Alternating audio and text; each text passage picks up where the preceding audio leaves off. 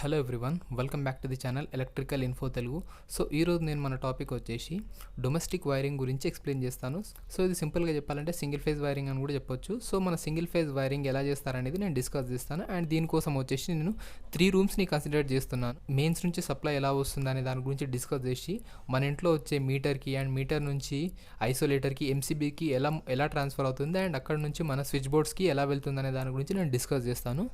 Concept start చేసేద్దాం. So ఇది వచ్చేసి మన పోల్ నుంచి వచ్చే సప్లై అండ్ ఇది వచ్చేసి మన single phase watt meter. So సింపుల్గా చెప్పాలంటే దీని ఎనర్జీ మీటర్ అని కూడా అంటారు. ఇది వచ్చేసి ఐసోలేటర్ అండ్ ఇది వచ్చేసి 3 ఎంసీబీ. సో ఏంటంటే నేను ఇక్కడ 3 రూమ్స్ కన్సిడర్ చేస్తున్నాను, రూమ్ 1, రూమ్ 2, రూమ్ 3 అండ్ ఇండివిజువల్గా ఒక్కో రూమ్కి ఒక్కో ఎంసీబీ కన్సిడర్ చేస్తున్నాను.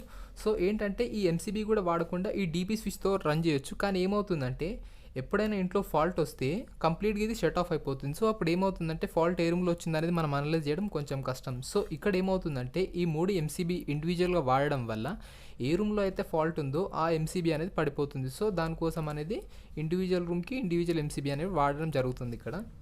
అండ్ ఇది వచ్చేసి ఎర్త్ పాయింట్. సో మన ఇంట్లో జరిగే కంప్లీట్ ఎర్తింగ్ అనేది ఇక్కడ వచ్చేస్తుంది. సో దీని గురించి ఎక్స్ప్లెయిన్ చేస్తే కనెక్షన్ ఎలా వెళ్తుంది అనేది. అండ్ ఇది వచ్చేసి న్యూట్రల్ పాయింట్. సో అసలు ఫస్ట్ ఎలా జరుగుతుందంటే మనకు వచ్చే సప్లై ఇక్కడ నుంచి వస్తుంది, సింగిల్ ఫేజ్ సప్లై ఇక్కడ నుంచి సింగిల్ ఫేజ్ సప్లై వస్తుంది. సో ఏంటంటే ఎనర్జీ మీటర్లో దీన్ని ఫేజ్ ఇన్ అంటాం. అంటే మనకు వచ్చే సప్లై బయట నుంచి వచ్చే పోల్ నుంచి వచ్చే సప్లైలో ఫేజ్ ఇక్కడ తీసుకుంటాము అండ్ న్యూట్రల్ వచ్చేసి ఇక్కడ తీసుకుంటాము. అండ్ రిమెంబర్ ఇంకోటి ఏంటంటే ఇక్కడ నుంచి వెళ్ళిన ఫేజ్ అవుట్పుట్ వచ్చేసి ఈ లాస్ట్ టెర్మినల్ తీసుకుంటాం. ఇది ఫేజ్ అవుట్, ఇది ఫేజ్ ఇన్. నెక్స్ట్ ఈ టెర్మినల్ నుంచి న్యూట్రల్ అవుట్ తీసుకుంటాం. అండ్ ఇక్కడ నుంచి ఏమవుతుందంటే ఈ ఫేజ్ అవుట్ అయ్యింది ఐసోలేటర్కి ఇన్పుట్ వెళ్ళిపోతుంది. అండ్ నెక్స్ట్ ఈ న్యూట్రల్ టెర్మినల్ వచ్చేసి ఐసోలేటర్కి వెళ్ళిపోతుంది.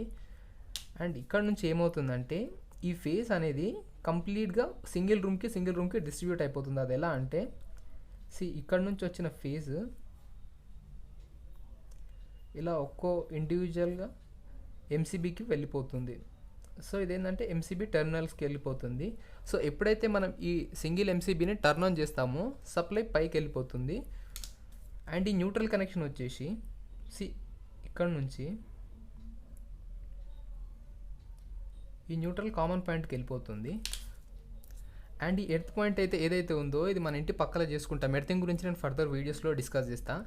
ఈ ఎర్తింగ్ పాయింట్ నుంచి వచ్చి మన డీపీ బోర్డ్లో కామన్కి తీసుకుంటాం. అండ్ ఇక్కడ నుంచి ఈ టెర్మినల్స్ నుంచి ఇండివిజువల్ రూమ్కి అనేది డిస్ట్రిబ్యూట్ అయిపోతుంది ఈ ఎర్తింగ్ పాయింట్ అండ్ ఈ న్యూట్రల్ పాయింట్ అనేది.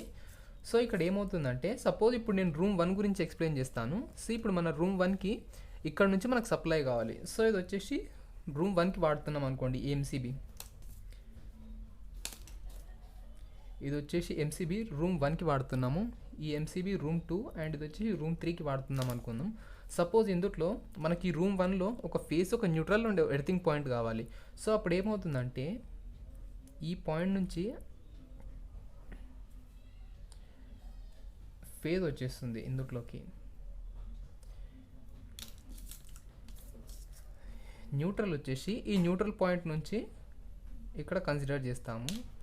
అండ్ ఈ ఎర్తింగ్ పాయింట్ వచ్చేసి ఇక్కడ నుంచి ఇలా వచ్చేస్తుంది. సో ఈ విధంగా సో మనకి ఇప్పుడు ఇందులో వచ్చేసి రూమ్ 1లో వచ్చేసి 2 5-పిన్ సాకెట్స్, ఒక 2-పిన్ సాకెట్ అండ్ కంప్లీట్ స్విచెస్ ఉన్నాయి. సో ఈ 5-పిన్ సాకెట్ వచ్చేసి దీని నుంచి కంట్రోల్ అవుతుంది ఈ స్విచ్ నుంచి. అండ్ ఈ 2-పిన్ సాకెట్ వచ్చేసి ఈ స్విచ్ నుంచి కంట్రోల్ అవుతుంది. సో మీకు ఎవరికైనా సర్క్యూట్ డయాగ్రామ్ కనెక్షన్స్ ఎలా చేయాలనేది దాని గురించి కావాలంటే నా ప్రీవియస్ వీడియోస్లో నేను ఒక ప్లేలిస్ట్ కంప్లీట్గా చేశాను సర్క్యూట్ బోర్డ్ కనెక్షన్స్ అని. సో మీరు అక్కడ చూడొచ్చు.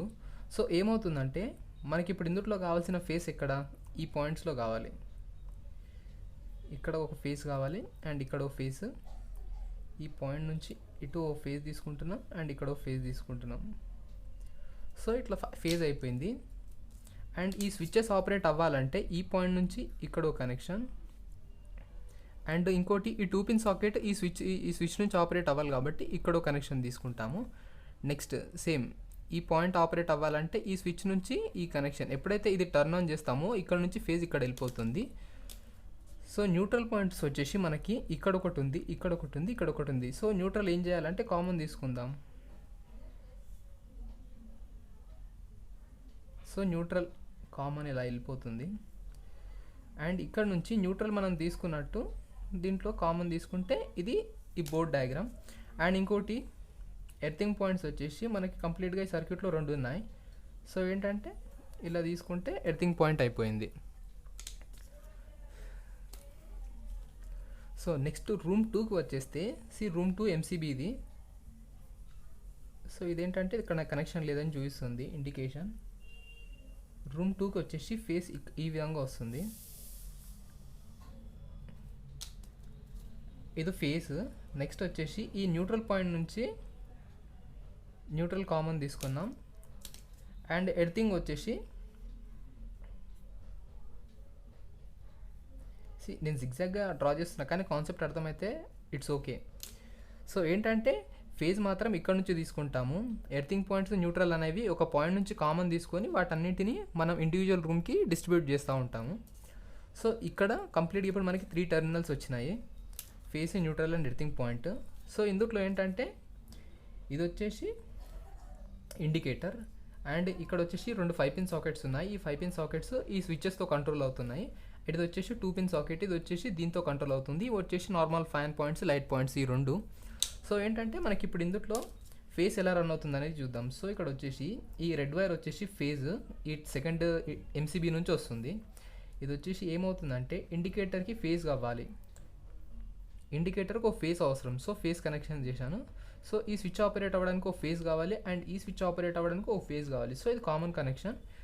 నెక్స్ట్ వచ్చేసి మనకి ఇక్కడ 3 స్విచెస్ ఉన్నాయి. సో ఏంటంటే ఈ పాయింట్ నుంచి కామన్ తీసుకొని ఫేజ్ని ఇలా ఇచ్చేసేయాలి.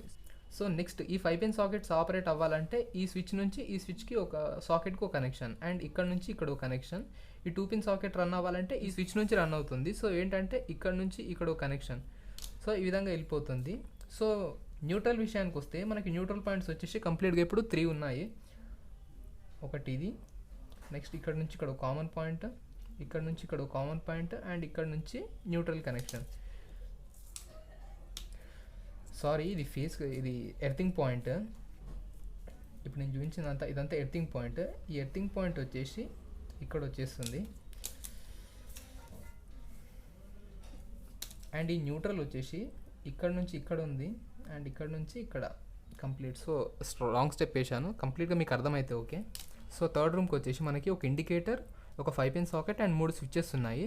సో ఈ థర్డ్ రూమ్కి ఎలా వస్తుందంటే ఇక్కడ నుంచి ఒక పాయింట్, న్యూట్రల్ పాయింట్ తీసుకుందాం, ఎర్తింగ్ పాయింట్ తీసుకుందాం.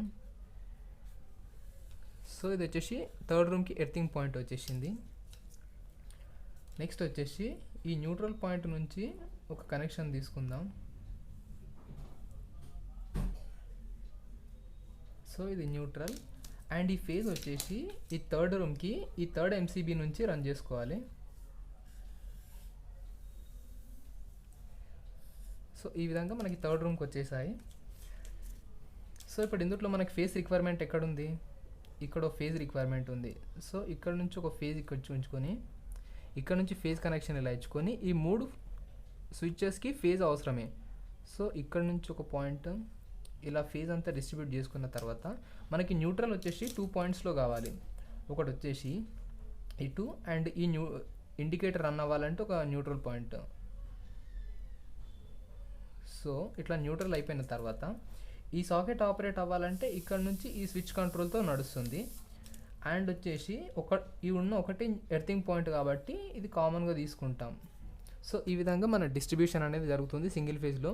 మీకు సర్క్యూట్ బోర్డ్ గురించి ఏమైనా డౌట్స్ ఉంటే మీరు నా ప్లేలిస్ట్లో చెక్ చేయొచ్చు. సర్క్యూట్ బోర్డ్ కనెక్షన్స్ ఎలా చేస్తారనేది నేను అందులో ఎక్స్ప్లెయిన్ చేశాను.